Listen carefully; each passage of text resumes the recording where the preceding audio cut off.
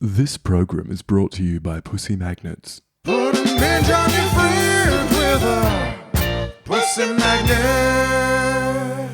Welcome, my lovely lumps. Or should I say lovely labs? I'm so thrilled to have you here in the Labia Lounge. We're going to yarn about all things sexuality, womanhood, relationships, intimacy, holistic health, and everything in between. Your legs. Ooh, can't help myself. Anyway, we're going to have vag loads of real chats with real people about real shit. So buckle up, you're about to receive the sex ed that you never had and have a bloody good laugh while you're at it. Before we dive in, I'd like to respectfully acknowledge the traditional custodians of the land on which I'm recording this, the Wurundjeri people of the Kulin Nation. It's an absolute privilege to be living and creating dope podcast content in Naarm, and I pay respect to their elders past, present, and emerging. Now, if you're ready, let's flap and do this. Oh my God, is there such thing as too many vagina jokes in the one intro? Whatever, it's my podcast. I'm leaving it in. Don't panic, you're not broken. Your sex education was a piece of shit. Get your flaps out and pull up a couch. It's the Labia Lounge. Hey gang, just before we jump into this episode, I wanted to offer you an opportunity to access my new mini course for free before I start charging for it in future. It's for people with vulvas and it's quick to complete. It's all about demystifying the female body and pleasure anatomy and getting some basic fundamentals to understand your body better. It's called Pussy Pleasure Secrets, Your Roadmap to Bedroom Bliss.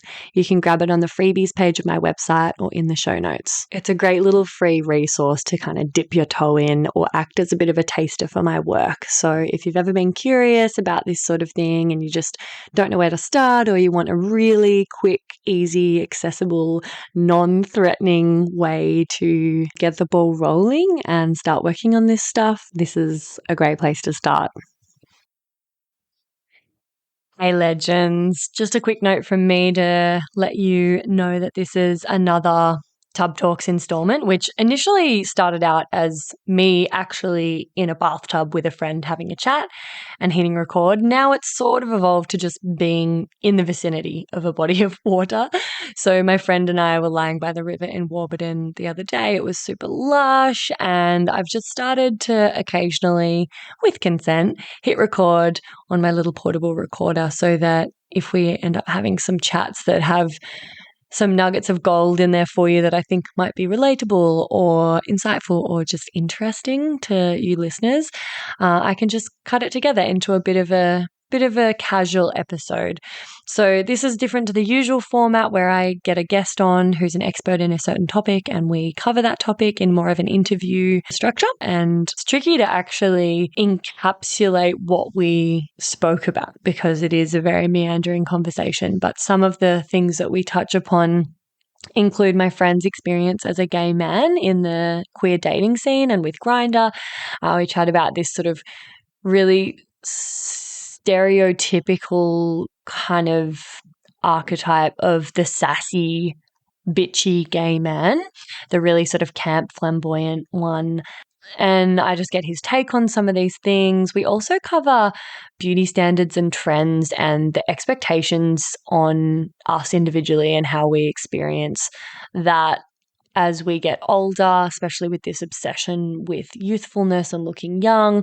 I talk about why personally it's a form of activism for me to resist these trends and these sort of expectations placed on women to get Botox, to get fillers, to dye the silver hairs coming through that I'm starting to get now, to basically invest more time and energy and capacity into trying to conform to really bullshit beauty standards, and how I'm very sort of against the commodification and exploitation of our insecurities that were planted there by the very industries that profit from them. So there's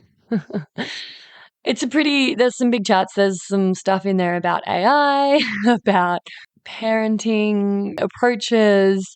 there's all sorts. It's a bit of a mixed bag, but it's a great chat, and I know that you'll love my adorable friend who was courageous enough to say yes to being recorded, and I hope you enjoy it. Girls are having the best time. She was like flicking her hair and her friend was like... Oh fuck yeah, get those selfies, girl. Oh my god, actually, this is really fun to watch. Let's just do this for a sec. Get out of the car park. She's got her shoes on in the water. That's fucking elite. Honestly, it's so good with the rocks. Yeah. Yeah. I'm gonna fucking invest in shoes. I never thought I'd fucking do that. Just get a pair of old volleys. They're perfect because it's like floppy soles. They're fabric, so you can get them in the water, and like they're awesome for like walking on like all the. Honestly, it's the best. It's the best. I love that for them. Love that. You got it, girl. That's the only thing that our setup is missing is like flotation devices. I know. I'm on it. Yes, can you do it of this? Oh, life's good. Dude, yay! I'm so happy to be here with you. Thank you. I'm so excited to have finally made it. I know. Long time coming. Yeah. So, basically, what was the question I just... Oh, yeah. Okay. Something about vagina? Yeah. So, do you get around pussy at all, or were you just experimenting because you were a teenager and hadn't figured out your sexual orientation, peer pressure, blah, blah, blah? Yeah, very that. Like a bit of a mix. I fell pretty deeply for this person, Steph. She was just wild and crazy. And I think I fell in love with the personality, and I hadn't figured out the body, sexuality, attraction stuff yet. And so I kind of just rolled with it. It wasn't until later that I realised that I was part of the queer community. So that first Jawn at 14, it just felt like I was crushing, and I followed that. Oh my god! Yeah. Yay! It was good. But then, did you did you do much sexual stuff? No, not really at all. Like early exploration, and then Steph ended up cheating on me. Ah, bitch. Probably because I wasn't providing any kind of like sexual stimulation. Yeah. So it's fair enough. And we've totally talked about that and rekindled and... Oh, you're still friends? Yeah, absolutely. Cute. Like I love all of my exes, and I make a big effort to foster that love. Like you have a connection, right? Yeah. And no matter how it breaks up or how it ends, you had a connection for that moment in time, and it's really important But to I mean, honour you were that. 14, so that's still impressive to me because I don't really know many people from when I was 14. Like, true. that's quite special. Yeah, she's awesome. She's magical, and it's all worked out, I think. Oh my god. But yeah, lots of just like little exploration with our bodies, but like nothing major. I knew I wasn't like motivated then sexually with femme bods. But I wasn't labeling it as me being gay or queer. Yeah. It just was like, oh, my body's not responding to this in the way that Steph's is to mine. Have you like fucked around much with like female bodies? Or? I've had sex with one. Ooh. One. So you have person. been inside a vagina. Yeah. How was that? It was awesome. Cool. It was in a threesome with Sonic. So it was supported, facilitated, and like, a massive amount of energy went into creating a safe space for me. Mm-hmm. But it was beautiful. The other person was also like a lovely human being and made me feel very safe. Wow. And it was a beautiful experience. Good experience. So, because was your ex bisexual or Yeah. just curious about? Yeah, cool. Yeah. He labels it as open. Yeah. So that's his way of, Yeah, cool. Yeah. Yeah, I've got a couple Identifying of with gay, I suppose queer friends who were in a relationship for many years and they were, just open and like kind of approached a friend of mine who's a woman to like share some intimacy because they're like, oh, we're just really curious, and like I've always had very like open friendship groups and stuff. Like back in the day, like often there'd be bunches of us that would go to like fucking week-long sexuality retreats and shit, and Love that. lots of like Love that. big massage piles and like quite freely expressed sexuality and eros. And yeah, they kind of like, I remember my friend Lily and I with my mates who were in a queer couple. We were at the beach and they were like, oh, we just really want to like learn more about like pussy. So like, can you like give us a bit of a tour and a bit of a demo? And like Lily's like, you know, I used to, when I was learning yoni mapping, I used a lot of my friends to practice on, and Lily just like dropped her bather bottoms and we lay on the beach and I like gave them a demo and like showed them like the pleasure anatomy and like, you know, how to kind of do like a very basic kind of yoni massage, and like helped prepare them because they were wanting to start exploring just with like female bodies. And I was like, fuck, Testament how cool to is you. this? How cool are my friends? Wow, I love that. Yeah. Creating a safe space in that moment is, I guess what you do really well. Yeah, I mean, I Pretty guess it's my open. jam. Yeah. But like, you also, I've just got a lot of friends that are quite comfortable and open, and we all obviously had a lot of trust and safety among us. So it wasn't really out of the ordinary or very unusual for us to do something like that either. Like it wasn't weird. It was just like, oh, of course, yeah, like let's go. I need more friends like that. I feel like, I'm naturally quite open, and Sonic and I were open for 6 years, and it was, it took a lot of work, and Sonic was quite, from the start,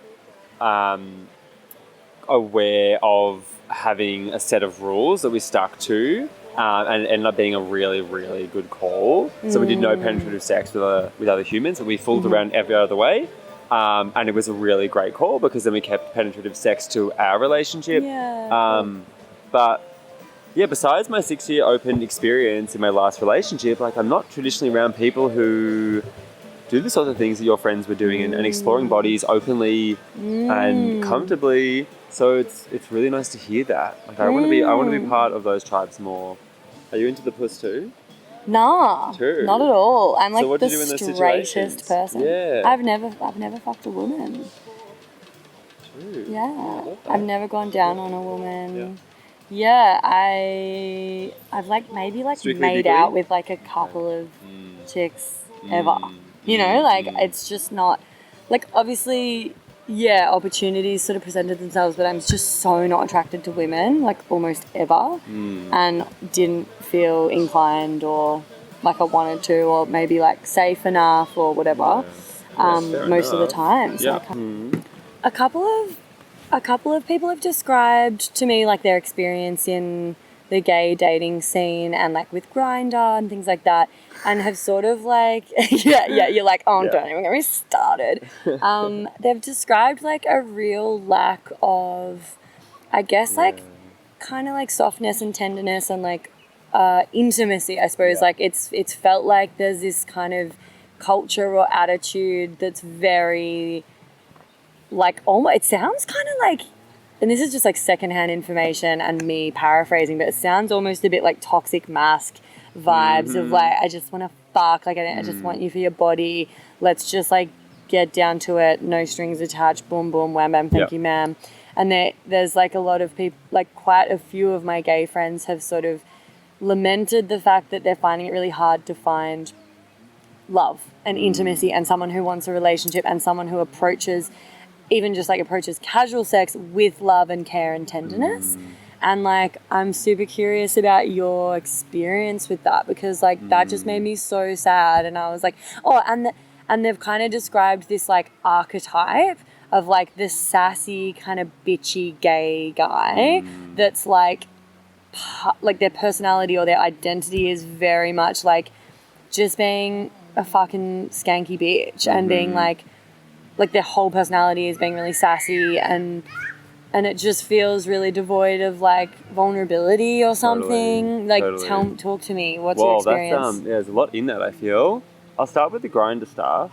I haven't been on it for a while, like having broken up with my now beautiful ex. It's been a year, and I've opened it, but I immediately closed it for similar reasons as before I was dating, because it's just pretty full on. And no shame if you want to go on and just hook up with someone and go for it, because I've been there, I've done that, of course, but it's so hard to build connection when you literally just have a profile picture that's fucking chest. Yeah. Sometimes just feet. Sometimes like literally just ass. I am so shocked how so many people's profile pictures, the first photo you see is just an ass. What? And you're like, how does that get approved? But Wow. yeah, obviously the makers and the designers are clearly wanting to cater to a certain market, and fucking fair enough. Like, thank God for Grindr.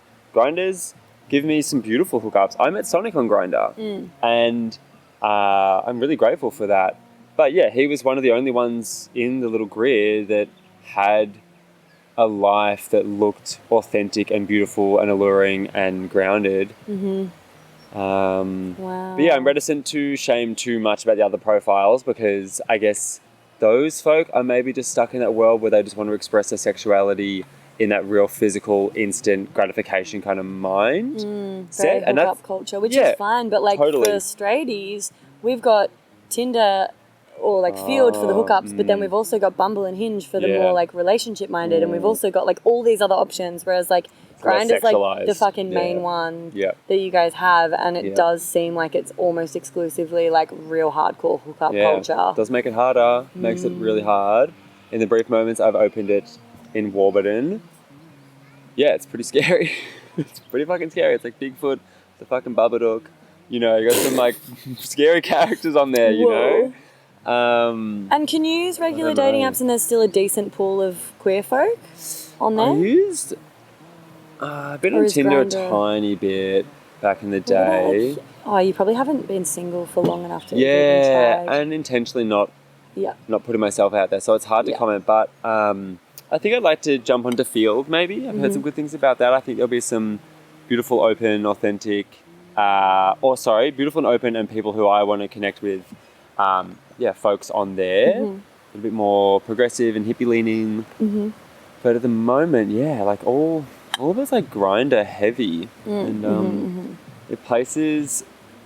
it also influences gay culture, right? Like if that's your reference point for dating, hooking up, exploring your sexuality, like that's already pulling, creating a certain gravitational field around what gay culture is. Well, it sounded like from, these same friends that have spoken to me, like it sounds like some of the experiences they've had when they've met up with people from Grindr can like be like ranging from like downright scary to just very degrading and feeling like so devoid of like empathy and care and like sensitivity, like not very which obviously you can get that anywhere, like in any sexual orientation, but it just sounded like the expectation was very much like, oh well, we met on Grindr, rock up, you're literally a body, like let's fuck and then get the fuck out. No sleepovers, no like getting to know you. I don't even need to know your name. I don't need to know what your face looks like. I just need so sad, they felt isn't it? a little bit like, there's really like something lacking that they're seeking. Yeah. Especially now they're getting a bit older and they're like really wanting to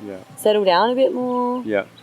I don't know what it is. Like, I think it's a big can of worms, but my thought for one aspect of explaining why we're in this situation is that I think as men, when we grow up, we are taught not to cultivate our sensitivities and our softness and our like hosting capabilities because it's a feminine quality, and for some reason feminine qualities in the world we live in are attacked and there's a negative association to it, which is fucking awful. It's so awful. I am a big part of who I am because of my beautiful feminine qualities. Like I lead with that, and it's I had to cultivate pride in that, but they're my strongest attributes actually.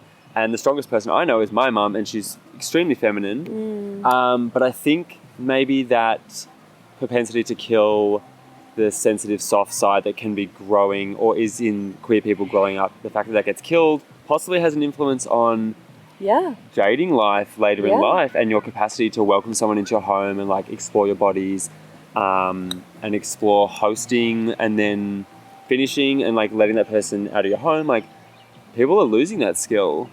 And and I guess like when you put two men together that have both been socialized out of those more feminine qualities or the softness or the kind of empathy blah, blah, exactly. Like whereas like likely. in heterodynamics there's usually at least one party that's sort of been socialized to like lead with that and value those things within themselves and even like act from that place Yeah, more in order 100%. to feel worthy and valuable as well. So Yeah. it sort of balances out the more stoic, kind of masculine, Yeah. or, socialized masculine qualities.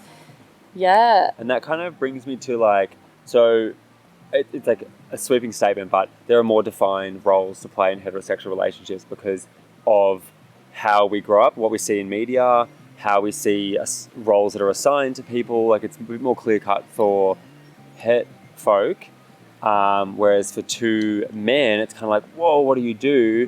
My only, as I was saying to you before, my only role models, my only queer culture role models growing up were like those really sassy men, those really mean men who were put into a typecast into like feminine, sassy, snappy, venomous folk. And if you don't resonate with that, because that can be a natural personality, that's completely fine. But if you don't resonate with that, it's like, okay, well, where do I fit in this dynamic when I'm hooking up with someone? And yeah, my reference points in the 90s were all of that. And so you kind of like carve out your own queer identity on your own if you're coming to it at 14, 15, 16. No one is there unless you have incredible people in your life, at least back when I was growing up, to hold your hand to say there's actually a different way to be queer. A, just be yourself. Your queerness is actually secondary to your identity. And you can carve that out yourself. But yeah, it was like... No role models. Yeah, no real model. And so I feel like coupled with the sensitivity, the lack of support around cultivating sensitivity in cis men, and the no role models like in the 80s, 90s, early 2000s, it can create this fertile ground for queer men on Grindr to like not really, I don't know, care or know what to do. There's a lot more to it, obviously, but yeah. Yeah, so interesting. It's I don't know if that links up, but no, there's it all something to does. it. Like, and it makes so much sense. Like, obviously, there's so many contributing factors, but like, yeah, just the way that men are socialized, and then also the lack of healthy queer role models, Yeah. plus like probably being like othered and Yep. feeling like you don't belong, Hurt, feeling like an damaged. outsider, being bullied, maybe even being teased for being too feminine and therefore trying to overcompensate Yes. and like Be defend rude yourself and mean. by And, yeah. So, and then, the only role models that you see in movies being like the sassy kind of callously sort of, like that Yeah, exactly. that spiky Yeah. character that sort of portrays this really like tough exterior.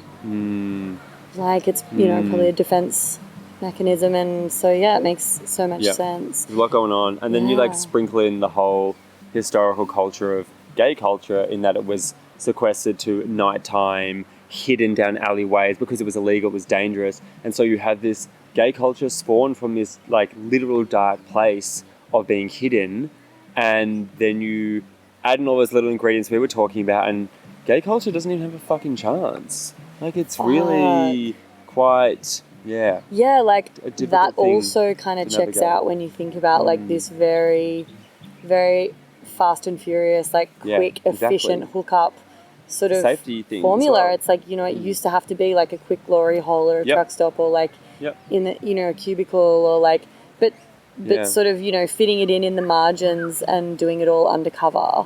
100%. Under the cover of darkness in secrecy, Yeah. with the risk of being caught and there being very severe consequences, of course, that we're still in the hangover of that era. Yeah, that's a good way to put it. Yeah. Absolutely. So you have to be you have to know yourself to be able to break away from that. It's an interesting one. I can't imagine, like, it was hard enough fucking figuring out, like, who I was and my identity and how I felt about things and just, like, forming myself as a whole person against, all of the programming and the narratives and the media and social conditioning, blah, blah, blah. Like, even just stuff around gender roles with, like, men and women. And I'm, like, You're in a very minority clean, too. like very clean cut straighty one. Like I'm very straight. Yeah. So like I haven't even really had to come up against any sexuality, like sexual orientation based stuff.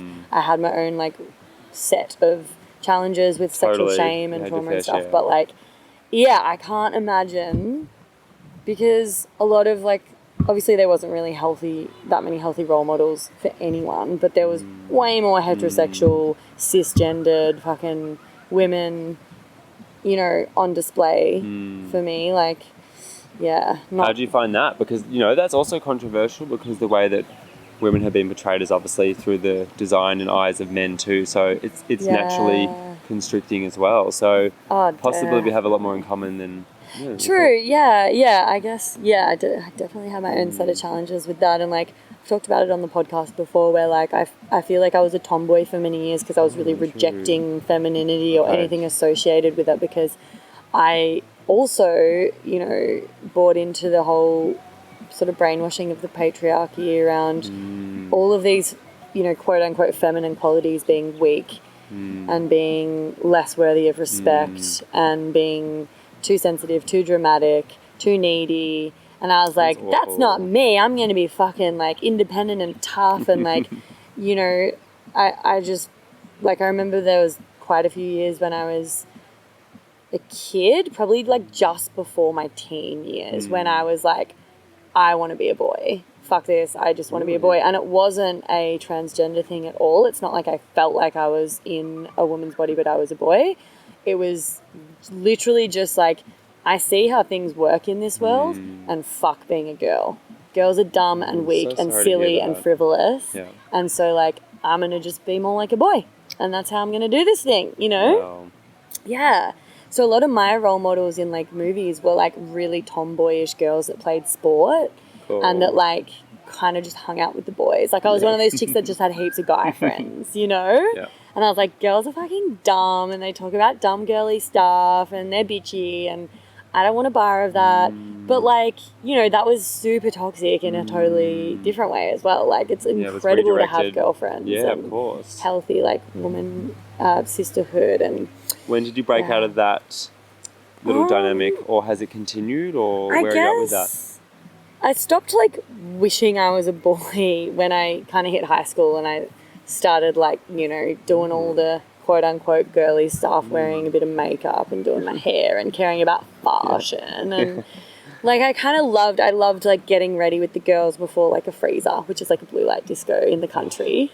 Fun. I want to get ready with the girls. Oh my God. We'd like straighten our hair and like do each other's makeup and like try on outfits and fucking have a little you know, like disposable camera that we'd take like photos. Beautiful. And like I loved that shit. I loved all the girly shit. And you know, now I guess I've kind of gone to both ends of the extreme, and now I'm kind of sitting really in the middle, and I've just stepped out of most of it actually. Like I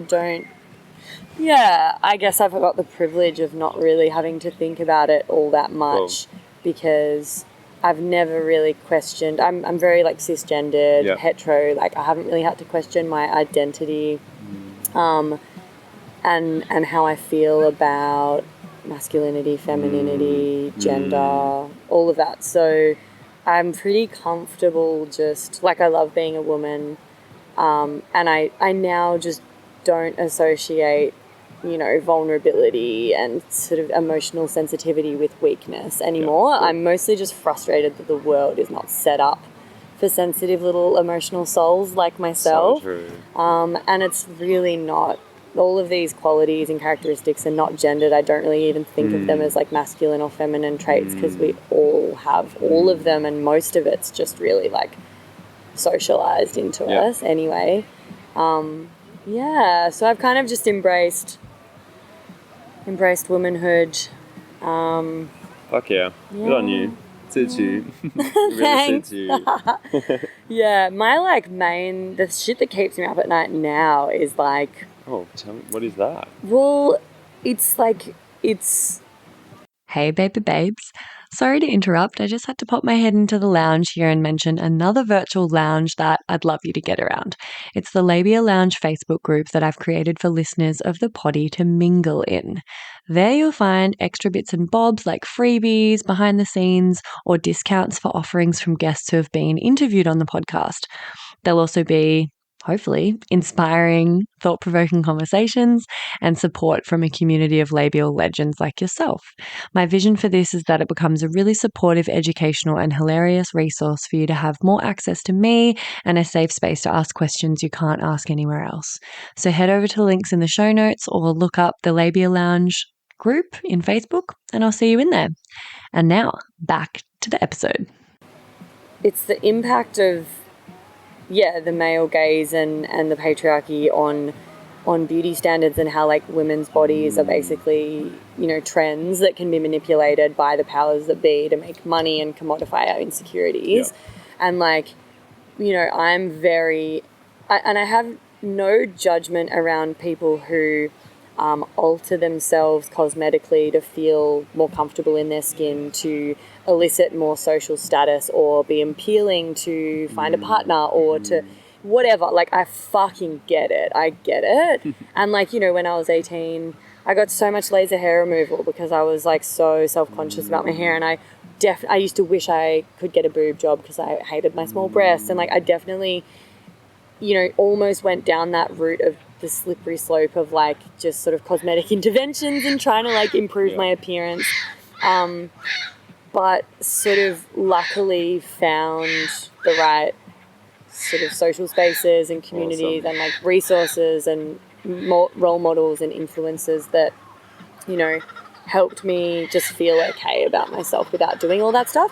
But like, it's so insanely normalised and common now. You can pretty much just get Botox at a 7-Eleven, like, and it's so common that probably more women my age than not are getting Botox and are getting fillers and are getting, you know, all of these cosmetic alterations and procedures and stuff. So scary. And it's like, so scary. You know, I get why they fucking do it, because beauty privilege is real, and like the sort of way people treat you changes depending on how you look. And like, so the thing that scares me is like, if everyone is doing that, then like all the 30-year-olds look 20 and the actual like 30-year-olds that haven't done any of that look fucking super old to everyone else, because we just don't realize, because like most of the time people who have had a little bit of, you know, this sort of work done, you can't tell. You can't tell. It just like makes them, you know, stay looking a bit younger for longer and stuff.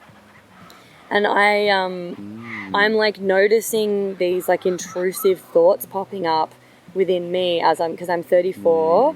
You know, I've got these gorgeous like crow's feet, and I've got smile lines, and I've happy got lines. They're good. And like I feel that way about it. And then there's also another voice and a part of me that's like, oh my God, I'm looking older. The collagen totally is going away. My fucking skin is sagging. It's like infirm. I'm getting crepiness. Like there's all these, and I'm like, why the fuck do I even know the term for crepey skin? Like this is fucked, because it's all just the conditioning that's 100%. Now kind of slowly creeping back in. And you shouldn't be thinking of that at 34. No. Hell no. And like I don't, you know, I'm you know, quite staunchly like, this is my form of activism, is just like noticing those thoughts and being like, well, fuck that. That's not mine. Those are not my thoughts. That is not my problem. Who fucking cares? I like that I'm, you know, looking the way that the age that I am. I don't want, you know, if I ever had kids, like something scary that's happening is because so many people, women in particular, are having a lot of Botox, and all of the micro expressions that their babies would usually be picking up on to help regulate, to help self-soothe, to help, you know, read their parents and feel nervous system regulation and safety and co-regulate with their parent. All of that is absent in people that have had Botox, because they can't move their face and have those micro expressions. And babies, like, that's their only way of fucking gauging and communicating. Like at that young age, they're literally watching you and taking in the data that they have access to, which is they're so perceptive to micro expressions, and they're so sensitive to that, and it helps them bond with their parent. And so these babies are not forming natural bonds and getting the same levels of oxytocin and attaching to their mothers. That's so scary. Because of, you know, so things like that, like really, like I don't have any judgment with, like, for people that do it, because I fully get it. They've spent their whole lives living in this super patriarchal, like, oppression of the feminine and judgment and criticism of aging and blah, blah, blah. All of this. I talk about it all the fucking time on my podcast and I feel like a broken record. But like, It's important. there's a real, you know, there's some very real reasons why like women are feeling the need to do this. But I fucking hate it. And I refuse. I'm not going to dye my hair. I'm getting greys. I'm not going to get Botox. I'm not going to do all the things. And that's not because, I'm better than people that do it. And also I have fucking beauty privilege because I've got thin privilege. I've got white privilege. I've got fucking, you know, conventionally average looking / potentially attractive to some, like, you know. You're fucking hot. If that is efficient for that. You're I just feel like, but you know, I go all right. I'll go all right. I've got that on my side in terms of like fitting into society's, you know, sort of conventional beauty standards. So of course it's easy for me to sit here and be like, nah, I'm not going to do Botox because like whatever.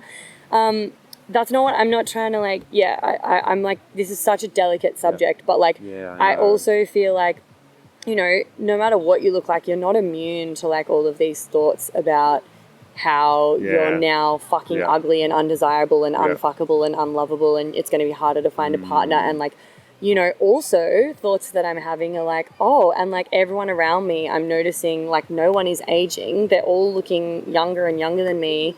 And I'm aging because I'm not intervening with that process cosmetically. And all of a sudden, I'm feeling like this old fucking hag, this crone. And I know I'm not. Like, Come I hang out in know. Warburton. The crow's feet are very alive here. Love that. Love that. Yeah. And I'm just like, this is quite scary because the people that want to resist the tides of, you know, these beauty trends and expectations on women to get these procedures done, like, it's so hard to resist those tides when it's becoming more and more normalised, and then everyone around you looks way younger than they actually are, and it's kind of like it gaslights you a little bit. And then, you know, it's like this thing with, sorry, I'm on a mad fucking rant please now. go. I think it's really important. It's a little bit like I did an episode on labiaplasty and like porn, and there's all of these like young guys that have never seen like just a regular natural vulva. They've seen a lot of porn, and all of a sudden they're confronted with some like an outie, like some inner labia that are protruding or longer than the outer labia, and they're like, what the fuck is this? And, you know, I feel similarly about like, you know, Botox or lip fillers or all the ways that, you know, eyelashes, whatever the fuck. I'm not really across it, to be honest. I don't know all the things. Someone told me about a BBL the other day, Brazilian butt lift. I have heard that thanks to RuPaul's Drag Fucking Race. hell. But yeah, that's next level. So like all these things are creating this really unrealistic Standards. You know, and then of course I'm like, oh no, and then the men are gonna start thinking that is how a fucking 30-year-old woman looks. Yeah. And then they're going to look at me and be like, oh, damn. Yeah. She, you know. So only saving grace in that is that hopefully the person that you want to date is able to discern that, which you know, and is not going to. And I'm not. I It's know what like you're saying, though. only a little part of me has these intrusive thoughts, and then the rest of me obviously has done so much work around this stuff and has like such a staunch kind of feminist, you know, attitude that like I squash those thoughts pretty quickly and really try to reinforce the like positive thoughts around like how fucking special and beautiful are those lines that I've just noticed. You've really got to talk to them, don't you? You got to talk to your lines. It's hitting me hard too. Yeah? But I can't imagine what the experience is like, but I can try to sympathise being a fembot. Thank you, Hannah Marco, for that word. The experience would be high pressure because of what you've grown up with in the body that you present to the world. I don't know what that's like, and I can only imagine that. There's versions of that for men, for all genders. Yeah. How do you? What's hitting you at the moment that you're having? What things about your body are you having to lovingly talk to? Had you finished your comment before? Well, are you probably. sure? I can't remember where. Oh no! I can't remember where I was going with that, or how I even got started on that, but. Yeah, basically, long story short, like I'm becoming more and more, and maybe this is fucking infuriating to hear for a lot of people, but my sort of particular brand of feminism and activism is not, and this shouldn't be so dramatic and rare, but is just, I'm not going to do those things. I'm not going to try to because I'm getting stuff marketed at me, flat fucking chat. Okay. Like the amount of anti-wrinkle serums and like face masks to reduce fine lines and Botox and this and that and collagen, and I'm just like, oh my God, this is so overwhelming and insane how bombarded I am now that I'm hitting this age. And also just seeing it among all my peers and stuff. So my thing is just like, okay, I'm not gonna fucking do that, because like every time I resist changing myself to try to like fit these beauty standards, I'm basically sticking it to the man and like fucking Totally. off It's the your form of patriarchy rebellion. and capitalism and like Yeah. not participating. Yeah. You know, it's just... Is that enough? Is that enough for you to stay in it in those moments? The idea that you're rebelling? I mean... Because that would be... Yeah, like I think so, because also the other thing is like, who the fuck am I trying to change the way I look for? Like, I don't want to be with a partner that cares about that stuff. I don't want to give unrealistic expectations if I'm dating someone and I've got to do all of this beauty It's a lot of labor. work. It's so much work. And then they fucking, you know, wake They up see next to you. me one day and I'm Yeah. just like, hi, babe. Like, Princess Fiona them. yeah, full Princess Fiona them. Like, I don't want to be with someone that wants that of me anyway. Yeah. And I'm, you know, my lot of lifestyle very much reflects my beliefs and my values. And I'm, you know, I take, fucking I sound wanky as, but I take a lot of pride in like practicing what I preach. And I'm trying to coach women to not feel the need to do this, you know, and I'm trying to coach men to not expect this of women.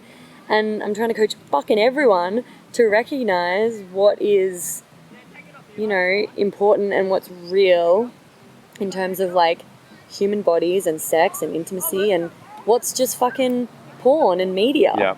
Well and done. it's like, you Well know, done.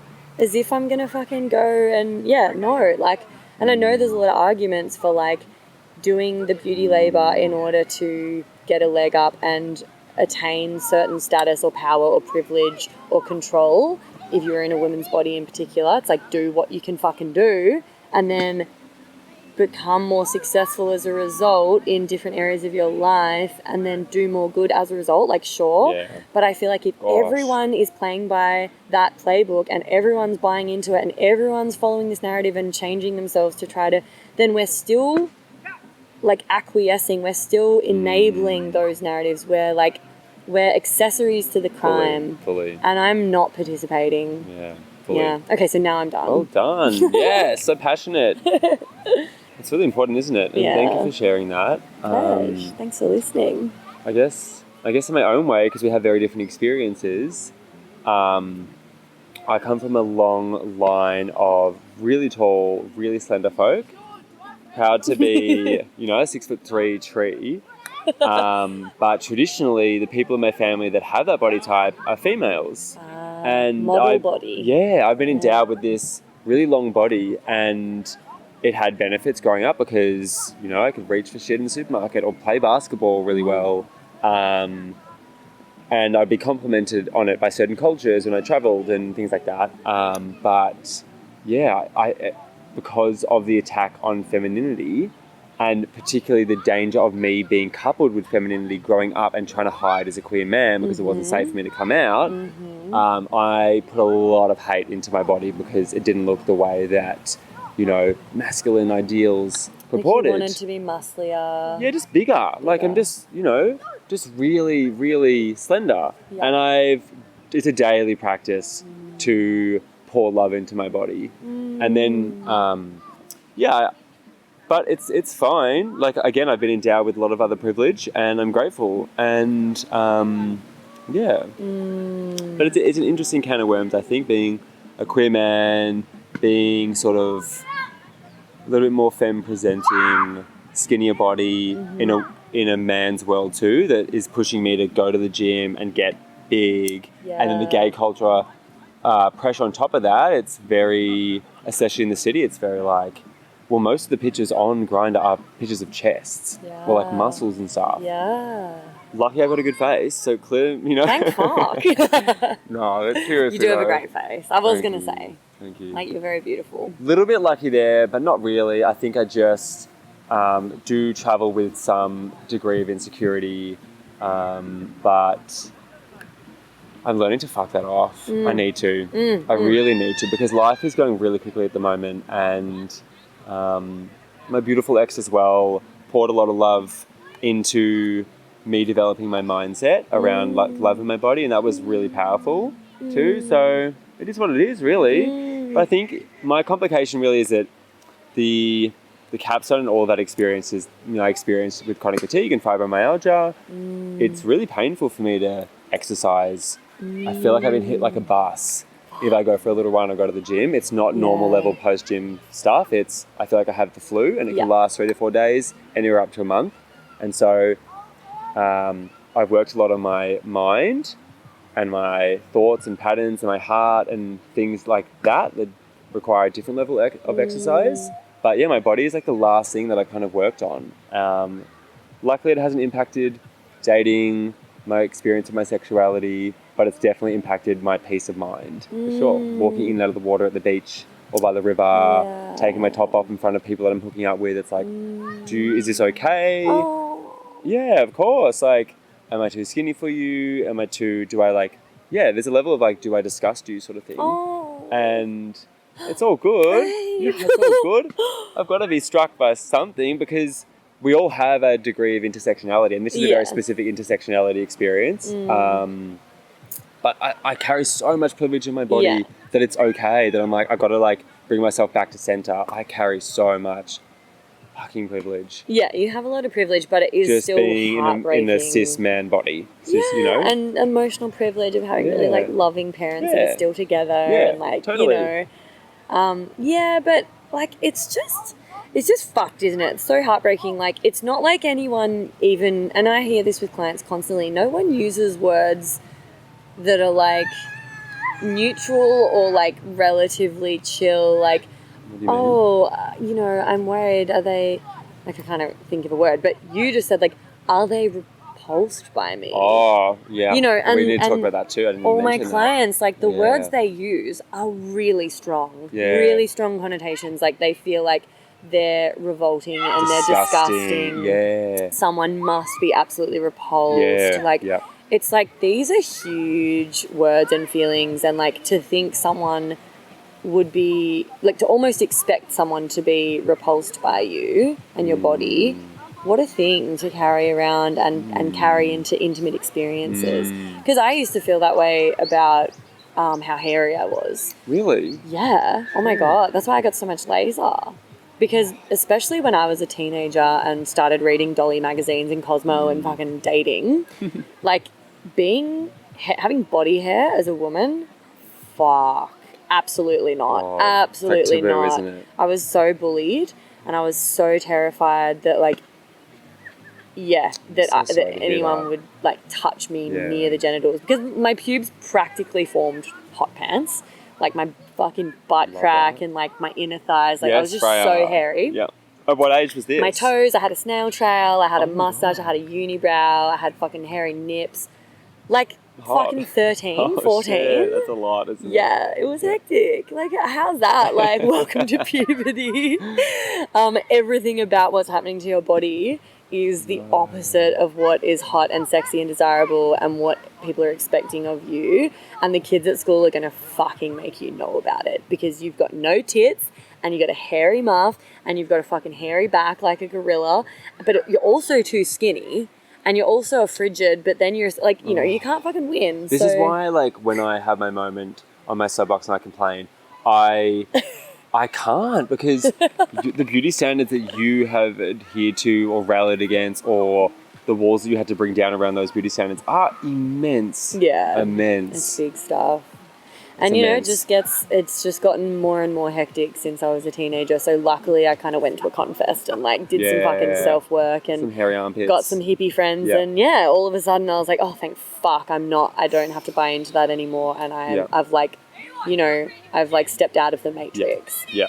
But like, it also means I'm a little bit out of touch with like the average woman and what the average woman is actually doing day to day. Maintenance wise. Yeah, I can't fucking believe it. Like, I cannot. I haven't even heard of half the stuff. so Watching my cousin the other day stay the night of mine. expensive. She was like, she went to the chemist to buy all this stuff, and I was like, yeah, there goes $60 just to kind of and maintain that's your body. nothing. Like, think summer. about all of Yeah. the like might cosmetic have been for a week. procedures, Yeah. like nails, eyelashes, fillers, Like tanning, if you Botox, want to do that. Yeah. tanning, hair removal, and that's not with all of the actual like products that you buy And all for the your clothes skin and the and your different- hair, and then the fashion, and then the fucking lingerie, and it's like God forbid. unfucking believable. Yes. And it's like, you know, the trends are constantly changing, so like you're kind of fluctuating in and out. Like if you have a skinny body, then every now and then when we're in the whole, you know, heroin chic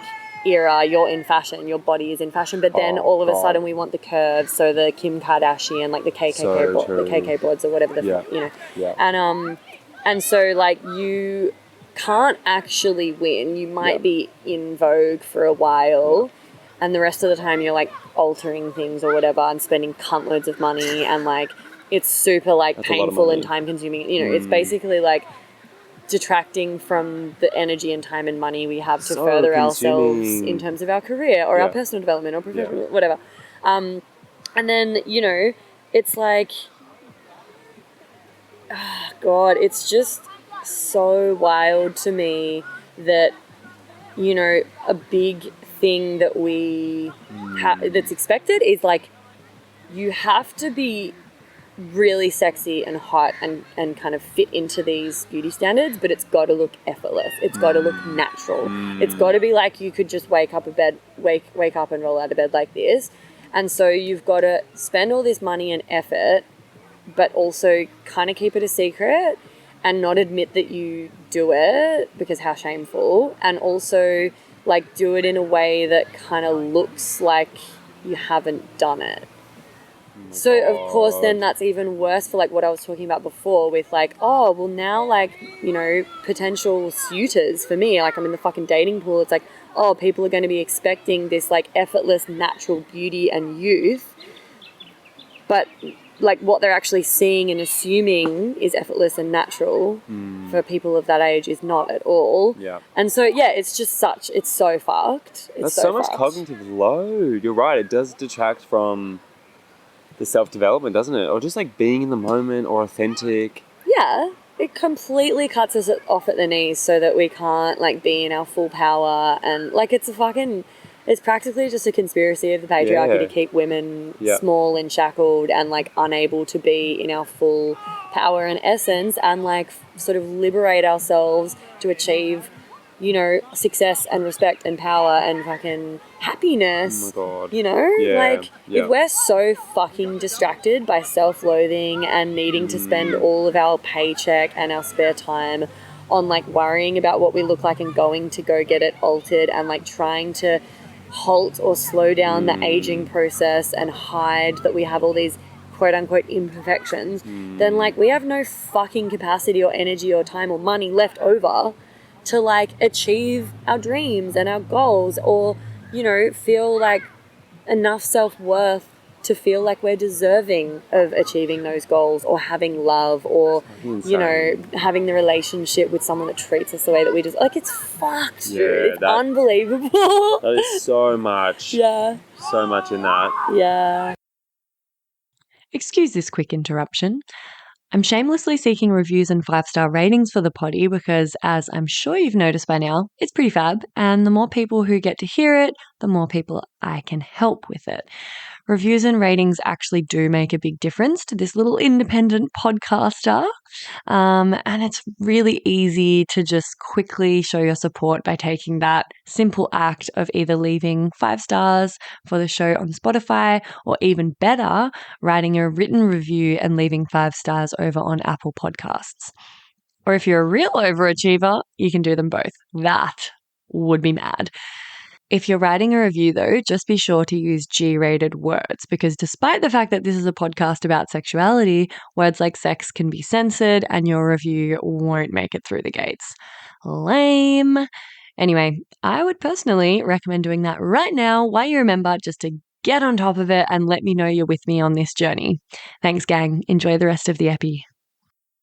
it's a complete clusterfuck. And like, Yeah. I did an episode. I've done a couple of episodes recently with women who have written books and do a lot of activism around women without kids. Okay. So Ruby Warrington wrote a book called Women Without Kids, and I interviewed Jodie Day, who has Elder Woman, and she's done some really incredible stuff around being involuntarily childless.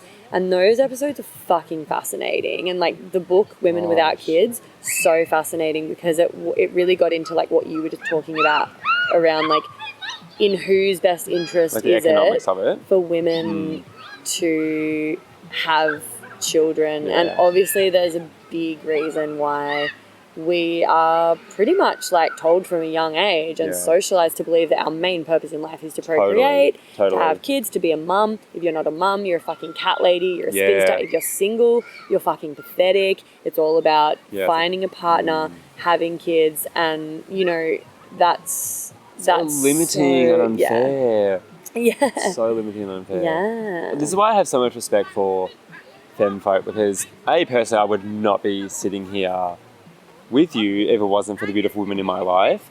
And it just makes me so much more grateful for you folks, because hearing what you experience daily, yet you show up with so much love and openness and capacity to connect and support people, I'm just like totally blown away. Aw, you know? I didn't have sisters growing up, and I wish I did. And I'm aware of what my beautiful female friends are going for, my femme folk friends are going through, in terms of how the system just wants to fuck them in every possible thing. But I didn't have these like kind of incidental micro insights into like how much makeup was in your bag growing up, because I didn't see that. Like my brothers weren't doing that, and so it's only later in life that I learned how much pressure there really is. It's so scary. It's fucking insane. And like, I live with a 3-year-old, and like, despite our best efforts, like, all she wants to do is pretend to put on makeup, use her mum's makeup, put on fake nails, go do hairdressers, do like wear pretty dresses and pretty shoes. Like, she clomps around the house in these little high heel things, and like, she is fully obsessed with appearance. She'll notice if I'm wearing mascara or lipstick or earrings. She'll point out when I don't have them on and be like, why don't you have lipstick on? Why don't you have earrings? And she'll say that I look ugly if I don't. Oh my God. And she like told me I look like a boy because my hairy arms. Like, it's so funny and cute, but I'm like, oh, that's scary. Really scary. I work with a gender creative human. They're Gender creative? Yeah, so I haven't heard that term. so beautiful. It's a beautiful way to parent a new human. So there's no pressure for this little magical one to choose a gender. It's completely up to them in their own time. So as in the kid she's calling her gender creative?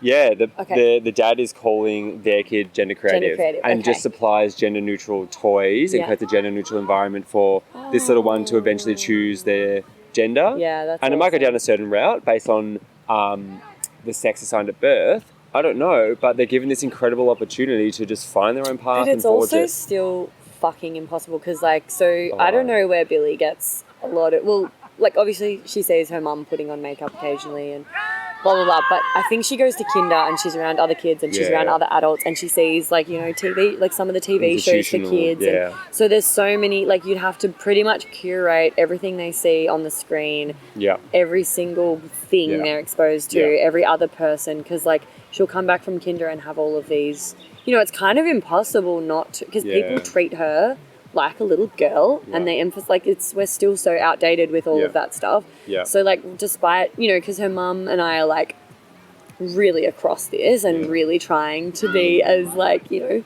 know, onto it as we can, and she's still, like, the most quintessentially girly girl you've ever met in your life, and she's obsessed with Disney princesses, all this stuff.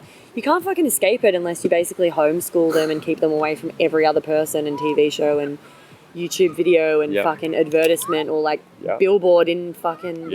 It's like, whoa. How do you live? Yeah. Well, yeah. This particular little one, there's no TV in the house, so that's like one factor taken out. Living in the Yarra Valley, there's a lot more people are living in alignment with their values. Yeah. I don't know anyone else raising gender creative humans, but the queer scene's pretty alive here. The alternative scene, the alternative way of living is, it's very accepted. Yeah, and so that's it's a cool. little bit easier. It's probably a Steiner school getting about. Yeah, they're all like, a Yeah. lot of the families around here are Steiner babies. Yep. Massively. Yeah, That's beautiful how I though. want to do it as well. Me too. Yeah. So nice. Yeah. I actually listened to this really fascinating podcast with a woman who is really high. It was from a few years ago too, so I need to like check up on what's going on with this and what she's doing with her career, because she was this amazing woman that was really like leading the forefront of like AI kind of research and policy development and stuff. She's Australian too, I think, and she was basically saying within the next within the next, like, I don't know, fucking not long, there's a 1 in 10 chance that AI will destroy the world. No. Not through, like, becoming too intelligent and taking over, like a sci-fi movie, but through warfare. So some country will use it to, basically, like, it'll be, like, worse than kind of nuclear war vibes. So it's a human-centered era using AI in an incorrect, unethical way. Yep. Yeah, and she's like, it's so unregulated because it's so new and it's moving so fast that we're not keeping up with, creating policy and putting scaffolding in place to protect the world and the individuals and stuff.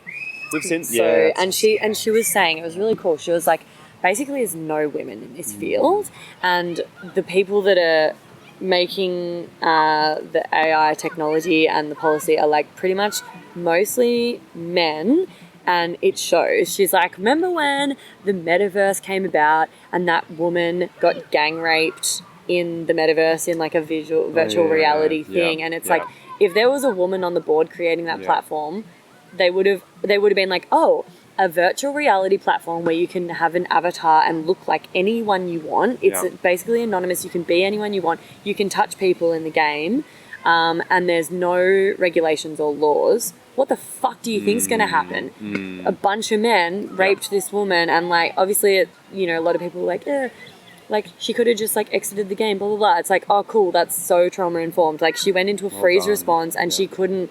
It's a new technology. She didn't know how to navigate her way out of there. And, like, obviously, you're in shock. You're, like, So, she's like, if there's more women in this industry contributing, then... That's like what we perspective need. is put forward. We need that. Yeah, she was about to have, this was 3 years ago maybe, and she was about to have like a meeting with head politicians around creating some legislation to put in place around the Metaverse and Web3 and like AI and all this stuff. What's Web3? Oh, I live under a rock here. Web3 is like, dude, I mean, I don't even really fucking know. I'm such a, that? But Web3 is like, like ChatGPT? It's, Web3 is like the newest iteration of the World Wide Web and how people, so it's very much like, being in virtual reality and you can shopping online in virtual reality. You can buy properties. Oh my god! You can own. I knew someone. Her sister used cryptocurrency and bought property in a virtual reality that she then sold for real money when it went up in value, and bought a fucking property in Byron Bay. No. Yeah. So, like, that's kind of... And then, that's obviously, like, NFTs and fucking the Metaverse, like, going and, like, having an avatar and living out whole fucking narratives and, like, parts of your life online as the avatar with a virtual reality goggle set thing. I've never done it, but, yeah, so Web3, I guess, is referring to, like, the newest kind of iteration of what the world online looks like and how people engage with it. What I am thinking of is like, I work with a few humans that like a subset of their autistic neurotype is this thing called pathological demand avoidance or pervasive drive for autonomy. And basically, there's this subtype of autistic humans that experience like severe pain and severe anxiety when they receive an instruction from someone they perceive as higher than them. And so a lot of these PDA are beautiful humans. They as a part of their autistic experience with the PDA personality subtype, they explore adult themes a lot because they perceive if I know about adult themes, then I'm going to be equal to this adult in my life. And then they won't tell me what to do or something. Yeah, they just sort of like, I'm on your level. Like, I know about trans rights. I know about queer folk. Yeah. So I have so kids are like researching this stuff. I have like 7-year-olds being like, what's being non-binary? Like, what's being queer? Like, all this stuff. And it's really awesome because we're able to have these conversations safely, obviously. And I'm not well equipped to go deep into this, but what I did think about in relation to your comments then is that I know a lot of the kids that I work with really find solitude in playing these games online as avatars representing who they want to be, and often it is going as different gendered characters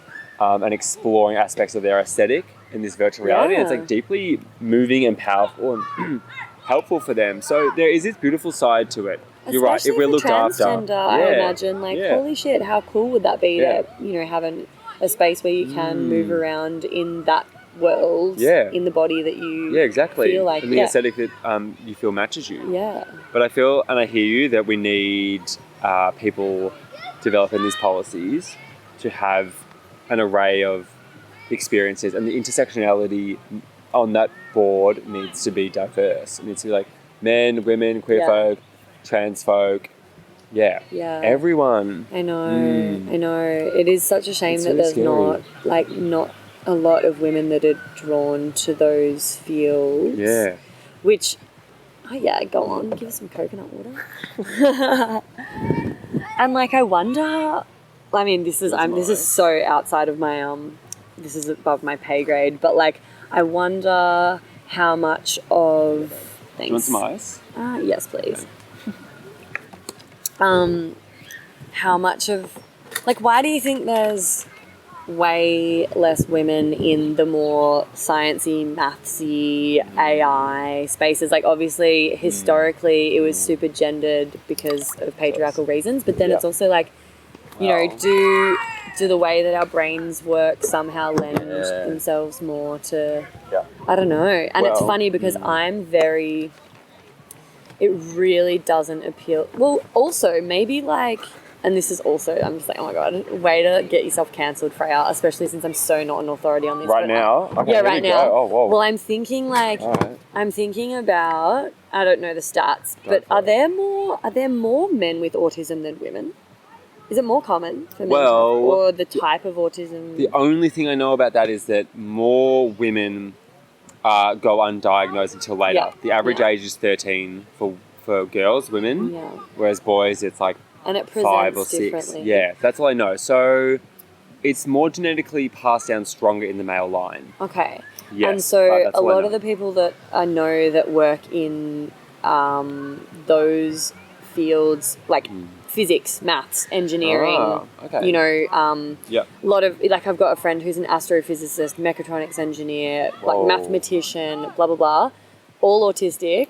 All of them make like psytrance music. Like the way their brains work seem to really lend themselves to to having these strengths in those types of fields. And I'm like, is it that there's more men in AI, for instance, one, because of like socialization and gender roles and expectations, and two, because there's just more autistic men that are more able to fucking think in code. Probably. I think so. I haven't thought of it like that. I would. It's completely possible. Yeah. I know there was this one study done, I think it was in Sweden or possibly Norway, where those countries traditionally there's a focus on equality, equal access to a range of things, as we know. And there was this longitudinal study done for AFAB and AMAB humans. And they found that even when women and men, respectively, are provided with gender-neutral opportunities to study what is traditionally studied by man and then what is traditionally studied by woman, that the gender binary, they generally choose vocations that are reflected in societies where there's not that beautiful environment provided for them. So there was more women in nursing, there was more men in maths, let's just say. And that was, they tried to control nature versus nurture. Yeah, and still these folk went the way that we assume they do. I have seen lots of studies around really that, hey. Yeah, and I mean, it Nice. does make sense, I guess, just with the nurturing thing around, like, you know, women or female-bodied people bearing the children and having to have a bit more attachment and closeness and nurturing or whatever. But, I mean, it's fuck. There's so Really much, like, info around that and, like, lots of conflicting theories. But I do, and it's funny because for me, cisgendered woman, I've always gravitated to like the humanitarian subjects, like the English lit and the health and For sure. development stuff and the like artsy creative stuff, and less so the like sciencey, physicsy stuff, you know? So I'm like, well, my personal experience is very much aligned with like the gendered expectations around this stuff. But I heard an interesting thing the other day, and it was saying that so men's brains are more connected from the front to the back, which helps us navigate more easily because the back is the occipital lobe, so where vision is located, and the front is like reasoning, logic, that sort of thing. And women's brains are more connected left to right. Wow. And they don't know whether it's a cultural factor. And so the way women are growing up, that encourages specific neurons to connect across the hemispheres. Because neuroplasticity could mean that literally it is nurture. Or whether it's full genetics and our brains are really, really different in that unique way. Wow. It's really cool. It is cool. Yeah. Yeah. There's a whole cricket match going on behind us, just for the listeners at home. I think this mic is just really sensitive and it's picking up on all of the... Yeah, that's cool. But that's cool. I mean... Thanks for the yarn. Yeah. Thank you. That was a great chat. We covered all sorts of stuff. I know, we went from like sexuality to robots, and I was going to bring it back, I swear to God. Do you want to bring it back? Well, I didn't really ask you that much about being gay. No, well, and I love to hear about it. Well, I don't know. I was also going to ask about like fibromyalgia because I don't know much about that. Oh, God. I've done an epi on chronic health stuff kind of recently, and this feels very like aligned with... Go Maybe on. when the cricket match is over. Okay. Should we go for a swim first? Yeah, let's have a break. Hey, me again. If you'd like to support the potty and you've already given it 5 stars on whatever platform you're listening on, I want to mention that you can buy some really dope merch from the website and get yourself a Labia Lounge tote, tee, togs. Yep, you heard that right. I even have Labia Lounge bathers. Or a cute fanny pack if that'd blow your hair back. So if fashion isn't your passion though, you can donate to my Buy Me a Coffee donation page, which is actually called Buy Me a Soy Chai Latte, because I'll be the first to admit I'm a bit of a Melbourne cafe tosser like that. And yes, that is my coffee order. You can do a once-off donation or an ongoing membership and sponsor me for as little as 3 fat ones a month. And I also offer one-on-one coaching and online courses that'll help you level up your sex life and relationship with yourself and others in a really big way. So every bit helps because it ain't cheap to put out a sweet podcast into the world every week out of my own pocket. So I will be undyingly grateful if you support me and my biz financially in any of these ways. And if you like, I'll even give you a mental BJ with my mind from the lounge itself. Saucy.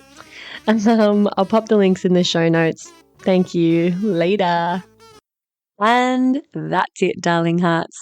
Thanks for stopping by the Labia Lounge. Your bum groove in the couch will be right where you left it, just waiting for you to sink back in for some more double L action next time. If you'd be a dear and subscribe, share this episode, or leave a review on iTunes, then you can pat yourself on the snatch because that's a downright act of sex-positive feminist activism, and you'd be supporting my vision to educate, empower, demystify and destigmatize with this here podcast. I'm also always open to feedback, topic ideas that you'd love to hear covered, questions or guest suggestions, so feel free to get in touch via my website or over on Insta. You can also send me in TMI stories to be shared anonymously on the pod. My handle is FreyaGraf_the Labia Lounge, if my account hasn't been deleted for being too sex positive, which, is always a possibility with censorship. But just in case the chronic censorship finally does obliterate my social channels, I'd highly recommend going and joining my mailing list and snagging yourself some fun freebies for the trouble at www.freyagraf.com/freebies. Anyway, later, labial legends. See you next time.